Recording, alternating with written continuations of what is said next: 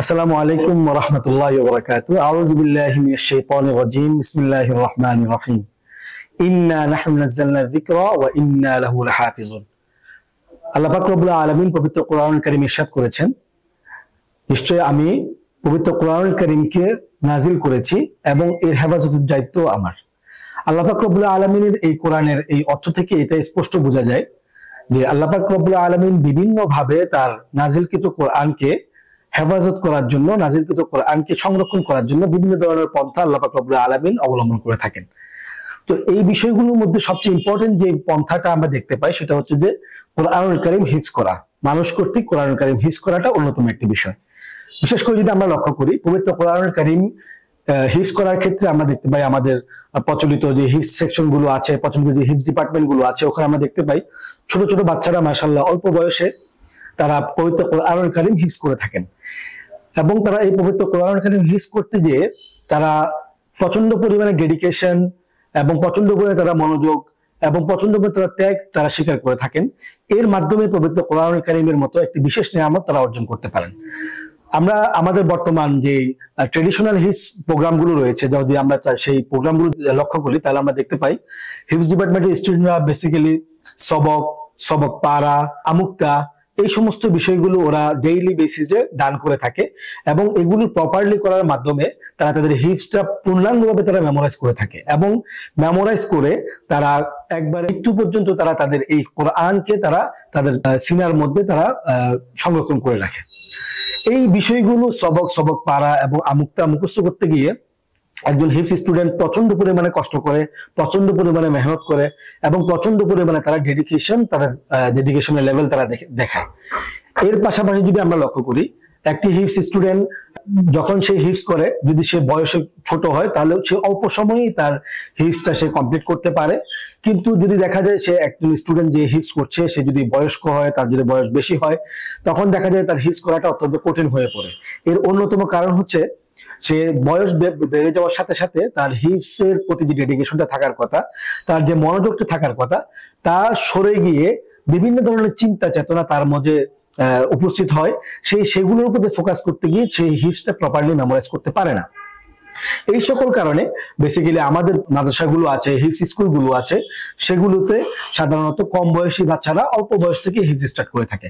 আল মাগরিব international school এই বিষয়টাকে লক্ষ্য করে তার হিফজ ডিপার্টমেন্টটাকে এমন ভাবে সাজিয়েছে যে আল মাগরিব ইন্টারন্যাশনাল স্কুলে যে হিফজ ডিপার্টমেন্ট আছে তা ক্লাস 1 থেকে স্টার্ট করে ক্লাস 6 এর মধ্যেই আমরা আল মাগরিব ইন্টারন্যাশনাল স্কুল তার ছাত্রদের জন্য হিফজ ডিপার্টমেন্টের ব্যবস্থা করেছে। আল মাগরিব ইন্টারন্যাশনাল স্কুলের যে হিফজ ডিপার্টমেন্ট আছে এর মধ্যে যে বিশেষ বৈশিষ্ট্যগুলো আমরা এনেছি সেই বৈশিষ্ট্যগুলোর মধ্যে অন্যতম হচ্ছে যে ডে লং প্রোগ্রাম। একটা বাচ্চা সকাল 8টা থেকে রাত 8টার মধ্যে থেকে এই লম্বা 12 ঘন্টা সময় থেকে সে তার হিফজ কমপ্লিট করবে। 2 নম্বর যে বিষয়টা আমরা এনেছি সেটা হচ্ছে কি এক্সপেরিয়েন্স টিচার। হুফাজুল কোরআন ফাউন্ডেশনের যে ট্রেনিং রয়েছে এবং কেরাতের যে ট্রেনিং রয়েছে, মাস্কের যে বিশেষ ট্রেনিং রয়েছে, সেই ট্রেনিং এ অভিজ্ঞতা সম্পন্ন যে সমস্ত টিচার আছেন, আমরা একজন টিচার নিয়োগের ক্ষেত্রে এই জিনিসটাকে খুবই গুরুত্ব সহকারে দেখি এবং এই বিশেষ বিষয়গুলোর উপর যারা এক্সপেরিয়েন্স আছে তাদেরকে আল মাগরিব ইন্টারন্যাশনাল স্কুল তাদেরকে টিচার হিসেবে নিয়োগ দিয়ে থাকে। এরপর অন্যতম একটি যে বিশেষ বৈশিষ্ট্য আছে সেটা হচ্ছে একজন টিচারের আন্ডারে সর্বোচ্চ 8 to 10 স্টুডেন্ট আমরা রাখি, এর থেকে বেশি কোনোভাবে আমরা দিই না। কারণ হচ্ছে যে একজন টিচার প্রপারলি যদি একজন স্টুডেন্টের প্রতি হক আদায় করে ফোকাস করতে চায় তাহলে 8 to 10 এর বেশি যদি স্টুডেন্ট হয় তখন প্রপারলি একটা স্টুডেন্টের প্রতি মনোযোগ দেওয়া সম্ভব হয়ে ওঠে না। পর যে বিষয়টা আমরা অত্যন্ত গুরুত্বপূর্ণ বৈশিষ্ট্য রয়েছে তা হচ্ছে উইক স্টুডেন্ট যারা রয়েছে তাদের জন্য বিশেষ স্পেশাল মেথোডোলজি আমরা অ্যাপ্লাই করে থাকি। তাদের অবস্থা বুঝে তারা কোন পর্যায়ে রয়েছে, কি কি প্রবলেম ফেস করছে, সেই প্রবলেম অনুযায়ী সলিউশনের জন্য আমরা বিভিন্ন ধরনের স্পেশাল মেথোডোলজি তাদের ক্ষেত্রে আমরা অ্যাপ্লাই করে থাকি।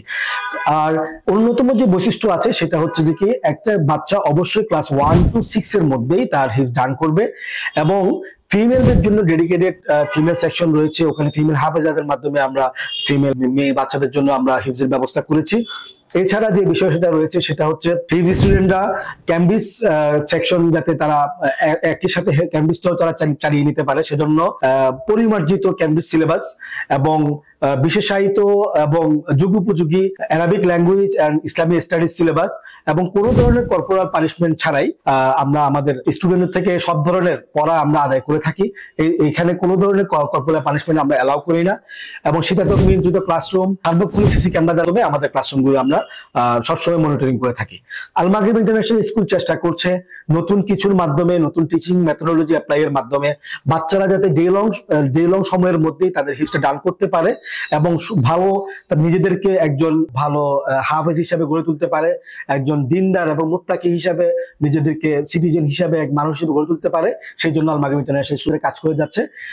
আমি আমাদের সম্মানিত গার্ডিয়ান এবং সম্মানিত মেহমান সকলকে আমি অনুরোধ করব, আপনারা আসুন আল মাগরিব ইন্টারন্যাশনাল স্কুল ভিজিট করুন এবং আমাদের প্রোগ্রামগুলো দেখুন এবং আমাদেরকে আপনাদের গুরুত্বপূর্ণ পরামর্শগুলো দিয়ে সহযোগিতা করবেন, এই আশাবাদ ব্যক্ত করে আমি বিদায় নিচ্ছি। আসসালামু আলাইকুম ওয়া রাহমাতুল্লাহি ওয়া বারাকাতুহু।